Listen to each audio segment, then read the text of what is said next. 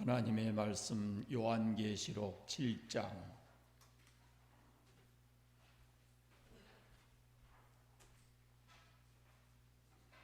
요한계시록 7장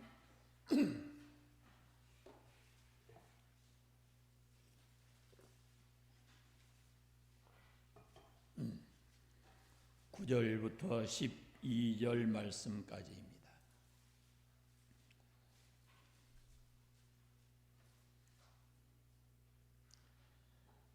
한 목소리로 합독해서 읽겠습니다.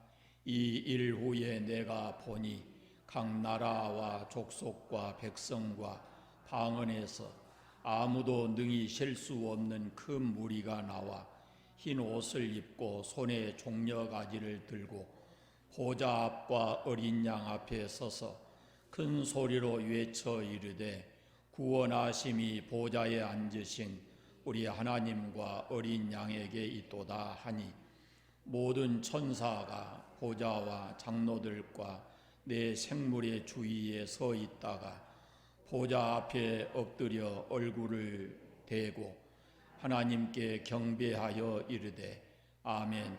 찬송과 영광과 지혜와 감사와 존귀와 권능과 힘이 우리 하나님께 세세토록 있을지어다. 아멘 하더라. 아멘. 십계명을 펴겠습니다.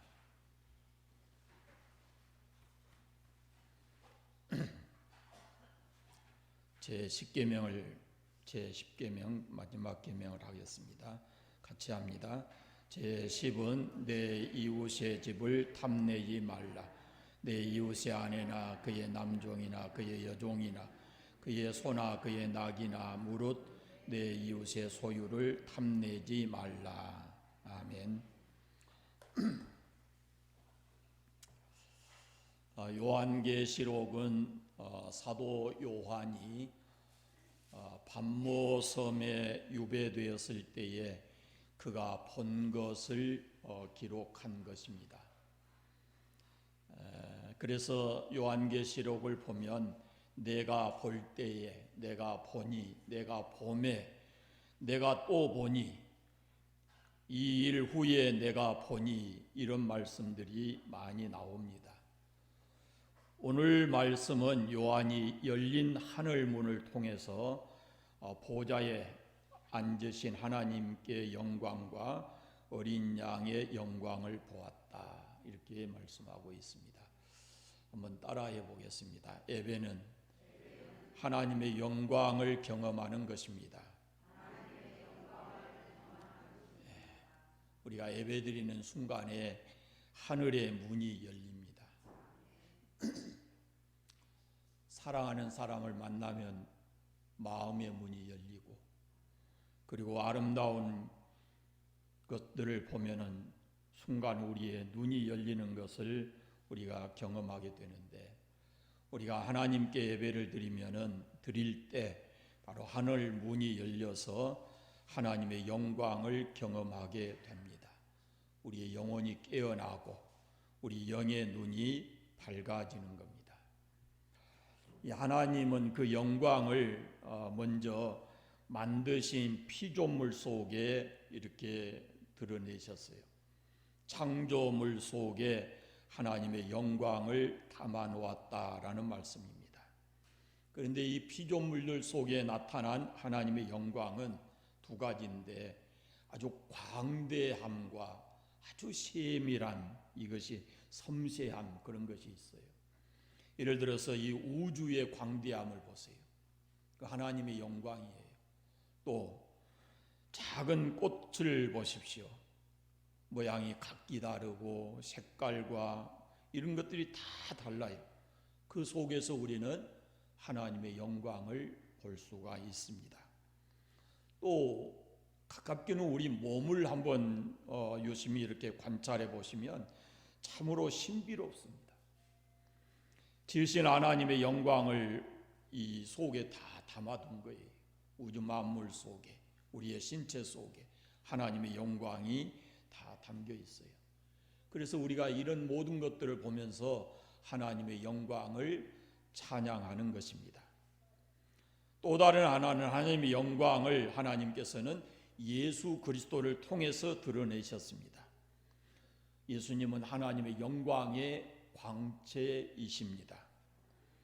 예수님의 행하신 모든 이적과 그리고 십자가를 통해서 우리는 하나님의 영광을 보게 됩니다. 그래서 우리가 복음서를 쭉 보면은 예수님이 행하신 이적들을 경험한 사람들이 모두 다 뭘 하냐면은 영광을 하나님께 돌렸다 이렇게 표현하고 있어요. 거기다가 이 예수님의 영광은 십자가를 통해서 나타납니다. 이 십자가는 누구도 흉내낼 수 없는 하나님의 사랑의 표현인 것입니다. 예배를 통해서 우리는 하나님의 영광을 보게 되고 그 영광의 자리에 우리가 이르게 됩니다. 그 영광의 광채, 그 영광의 힘, 이것을 우리가 경험하게 되지는 거죠. 그럴 때 우리가 예배를 통해서 하나님의 영광을 경험하고 하나님의 그 영광의 힘을 경험하게 되면 우리는 하나님 앞에 예배자로 평생을 살아가게 되는 것입니다. 우리가 읽은 요한계시록 7장은 하늘 예배의 광경을 우리에게 보여줍니다. 하늘 예배의 광경을 보면은 예배는 구원받은 성도들이 하나님께 영광을 돌려드리는 겁니다.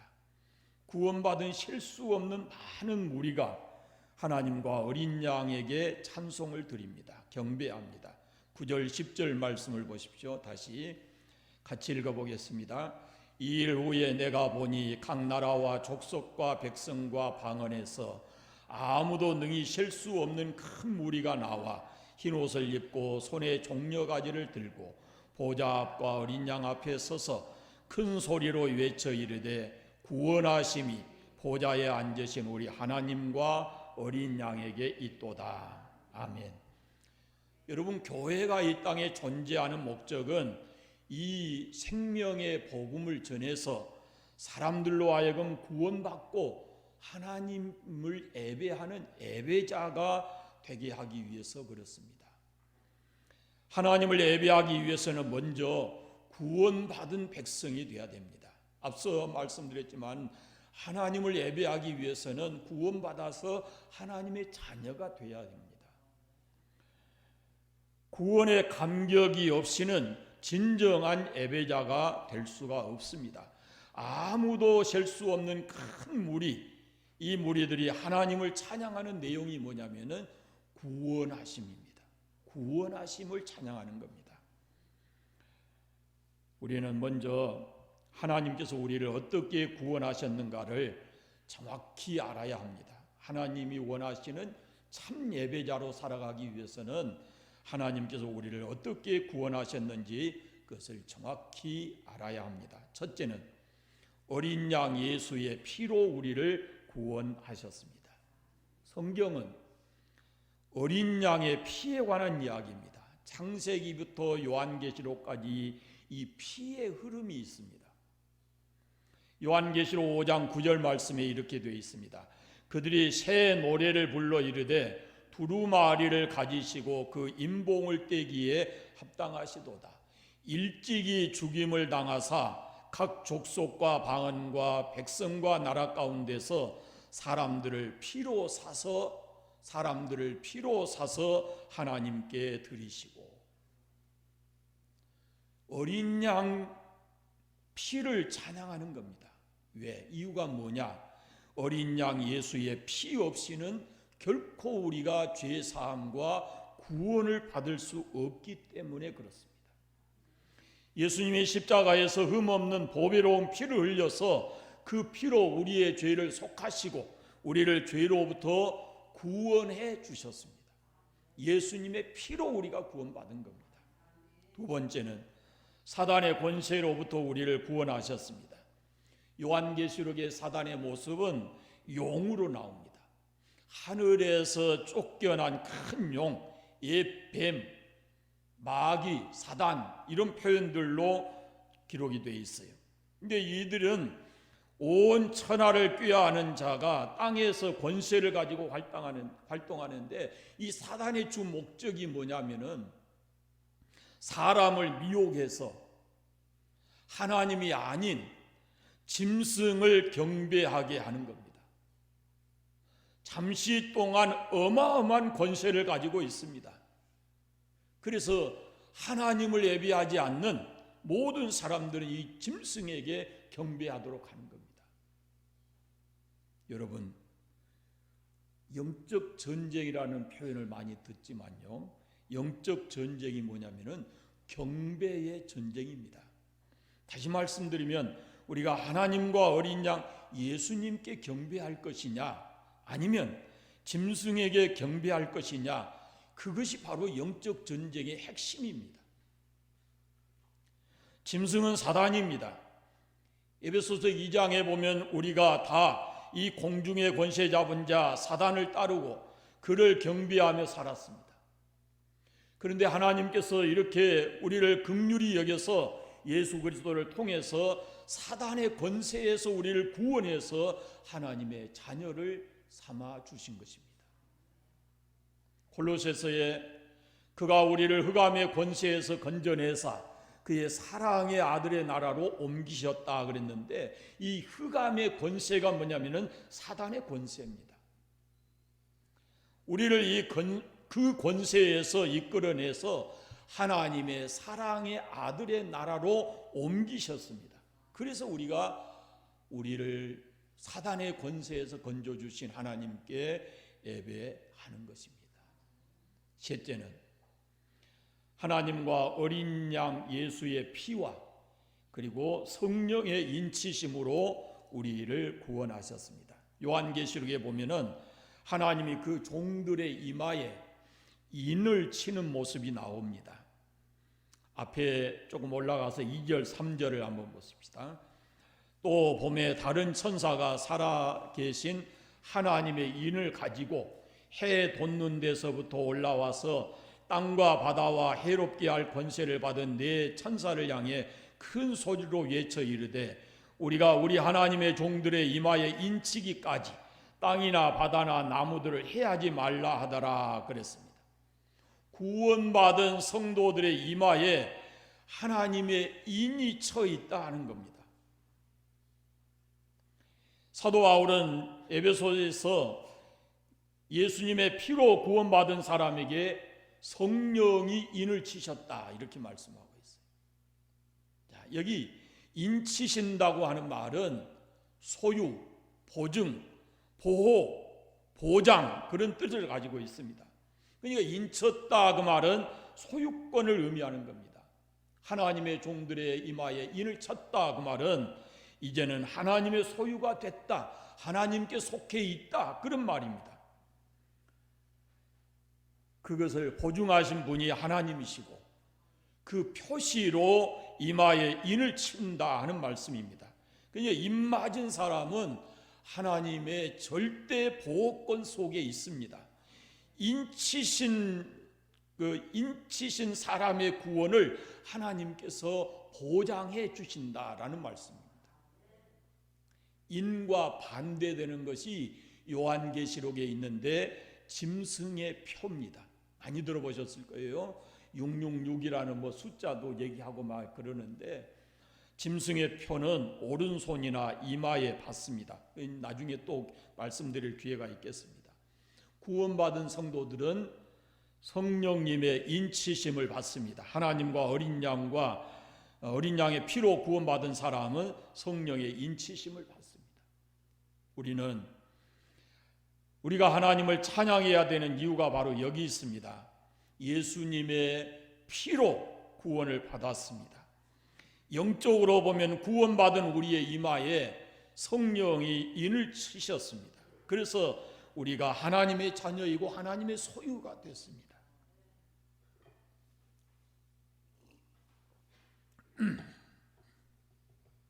우리의 구원을 하나님께서 보증하시고 끝까지 우리를 보호하시고 책임지시고 그리고 구원을 보장해 주십니다. 네 번째로 하나님은 구원받은 우리의 이름을 생명책에 기록해 주셨습니다. 요한계시록에 보면은 어린 양의 생명책에 그 이름이 기록된 사람과 기록되지 않는 사람을 구별하고 있습니다. 이 생명책에 기록되지 않는 사람은 짐승에게 경배하는 것입니다. 그리고 이런 사람들은 마지막에 하나님의 심판을 받게 되고 그 심판의 끝이 불못이라 이렇게 되어 있습니다. 하나님의 신 보좌 앞에 책들이 펴져 있습니다. 이 책들은 사람들의 행위를 기록하는 책이라고 말씀합니다. 그 책이 심판의 기준이 됩니다. 그 심판의 끝이 불못입니다. 그런데 거기 그 책들과 함께 생명책이 있습니다.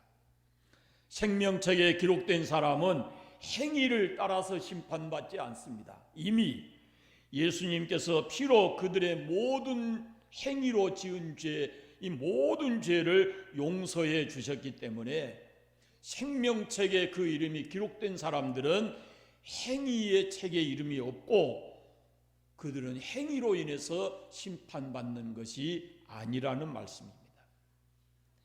우리가 세상을 떠날 때 이 세상에 있는 우리의 이름은 지워집니다.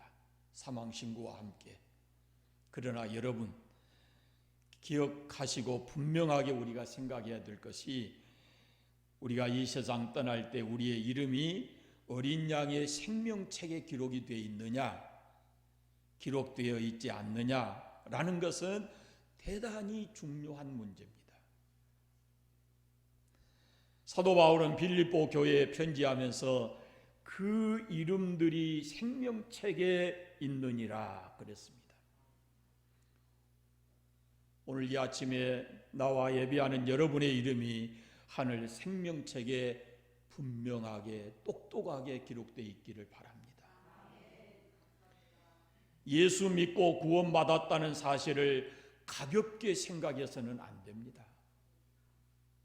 우리가 예수 믿어서 하나님 자녀 되는 순간에 우리의 이름이 하늘 생명책에 기록이 되는 겁니다. 너무도 크고 엄청난 일입니다. 영적 차원에서 생각해 보면 우리가 구원받아 하나님의 자녀가 되고 우리의 이름이 하늘 생명책에 기록되었다는 것은 이 세상의 그 무엇과도 바꿀 수 없는 하나님의 특별한 보배로운 선물입니다. 우리가 이 어마어마한 선물을 은혜로 받았기 때문에 당연히 하나님의 그 은혜를 찬양해야 하는 것입니다.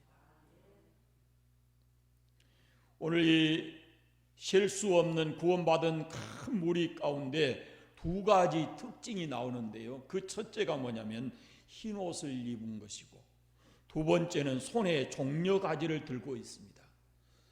흰 옷이라고 하는 것은 순결을 상징하고 종려나무는 승리를 상징하는 겁니다. 흰 옷은 순결과 거룩함을 나타내는 것인데 이것은 어린 양의 피로 그 옷을 씻어 희게 하였기 때문에 그렇습니다. 구원받은 사람들의 순결은 바로 어린 양의 피 때문입니다. 죄인인 우리가 구원받을 수 있는 유일한 것이 바로 예수님의 피입니다. 그분의 피가 우리의 더러운 옷을 깨끗하게 만들어주는 것이죠. 종려나무는 승리를 상징합니다.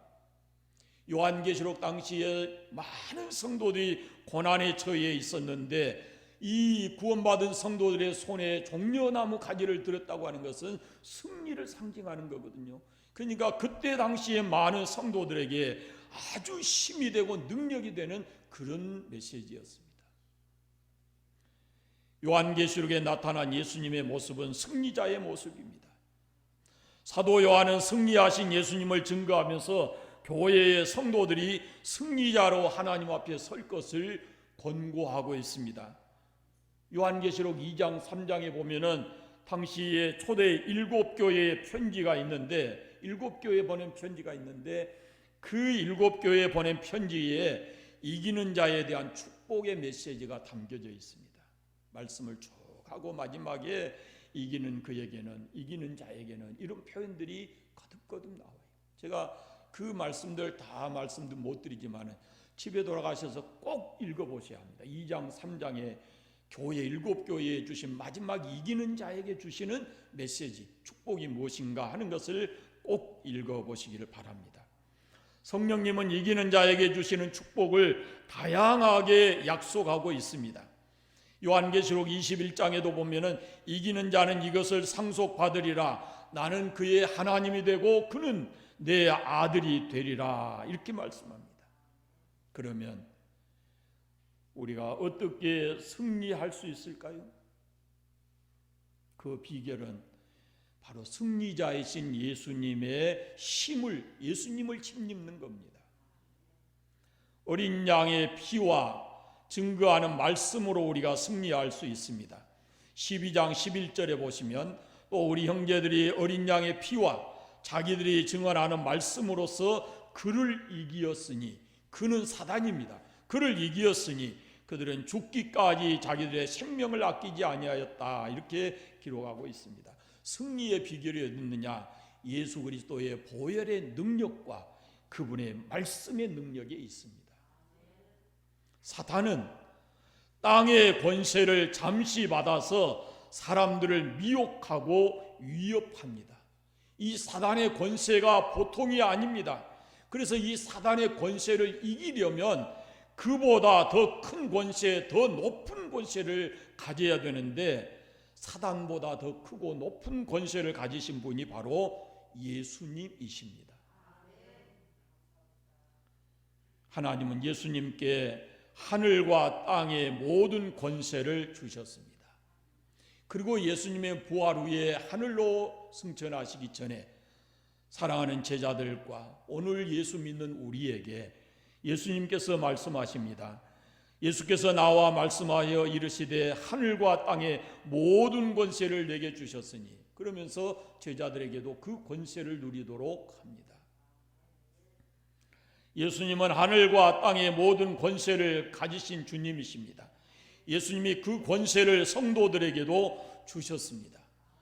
그래서 우리가 사단의 권세를 이길 수 있는 힘이 우리에게는 없습니다. 우리에게는 그러나 예수님이 주신 그 권세가 있어요. 세상을 살아가면서 우리가 그 권세를 사용해야 합니다. 하늘과 땅의 모든 권세를 가지신 예수님의 권세로 사단과 싸울 때 우리가 승리할 수 있습니다. 구원받은 성도들이 종려나무 가지를 손에 들었다는 것은 승리자가 되었다라는 말씀입니다. 구원받은 성도들이 최후의 승리자입니다. 그러나 우리의 승리는 바로 예수님의 권세로 우리가 승리를 하는 겁니다. 그러므로 우리에게 이런 승리를 주신 하나님과 어린 양 앞에 우리는 찬양 드리는 것이 마땅하다라는 것입니다. 하나님께 모든 영광을 돌리는 삶을 사시기를 바랍니다. 각 나라와 각 족속과 백성과 방언에서 아무라도 능히 셀 수 없는 큰 무리가 나와서 하나님과 어린 양을 찬양하는 그 모습을 보십시오. 이럴 때 찬양 소리와 함께 모든 천사가 보좌와 장로들과 내 생물의 주위에 섰다가 보좌 앞에 엎드려 하나님을 경배합니다. 모든 영광을 하나님께 올려드립니다. 우리가 읽은 말씀 가운데 1절 12절을 같이 한번 읽어보겠습니다. 모든 천사가 보좌와 장로들과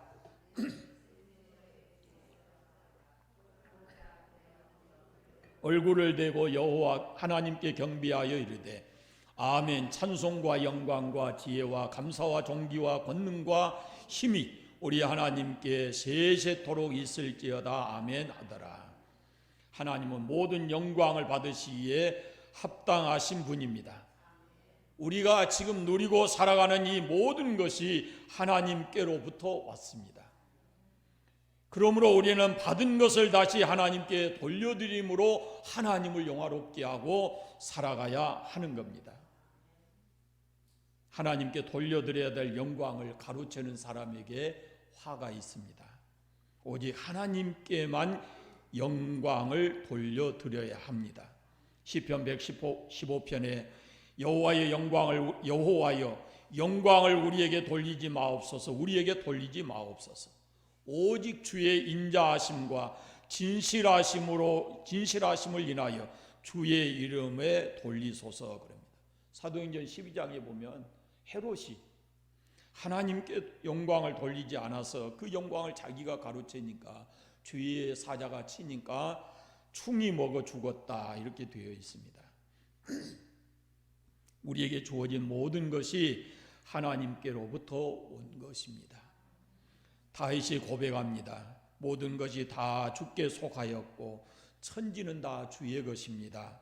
부와 귀가 주께로 말미암고 모든 자를 크게 하심과 강하게 하심도 주의 손에 있습니다 라고 말합니다.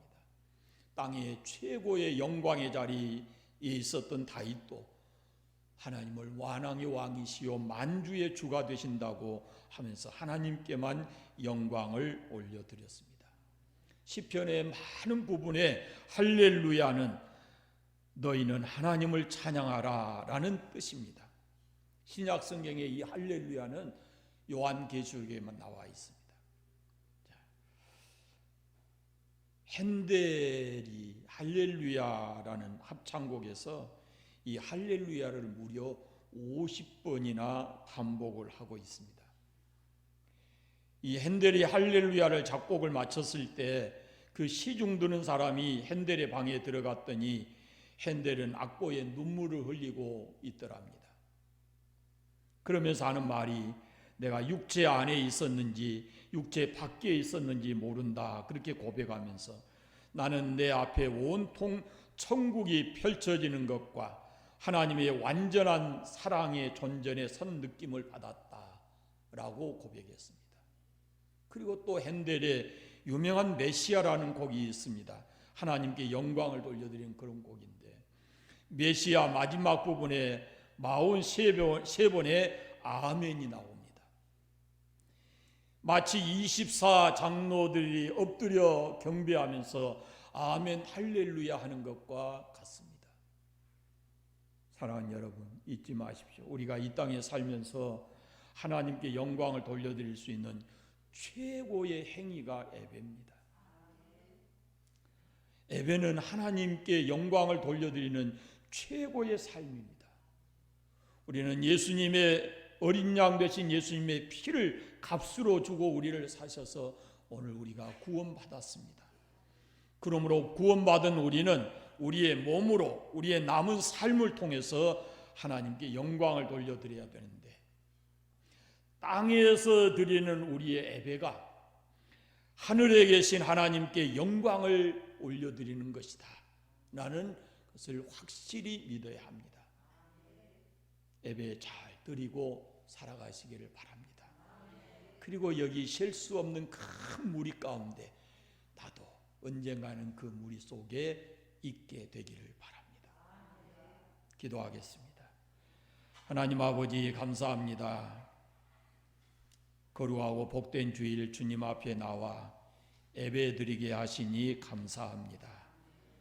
구원받은 사람들이 하늘나라에서 하나님께 영광 돌려드리는 경배의 모습을 말씀을 통해서 함께 나누었습니다. 하나님 오늘 또 우리 드리는 이 예배에 하나님께서 임재하시고 영광을 받으신 줄 믿습니다. 원하옵기는 우리가 이 땅에 있는 동안 이렇게 예배자로 살게 하시고 또 이 땅을 떠날 때는 구원받은 실수 없는 큰 무리 속에 우리 한 사람 한 사람 다 거기 있어서 하나님을 영화롭게 하는 영원토록 그 자리에 있게 해 주시기를 원하옵고 기도합니다.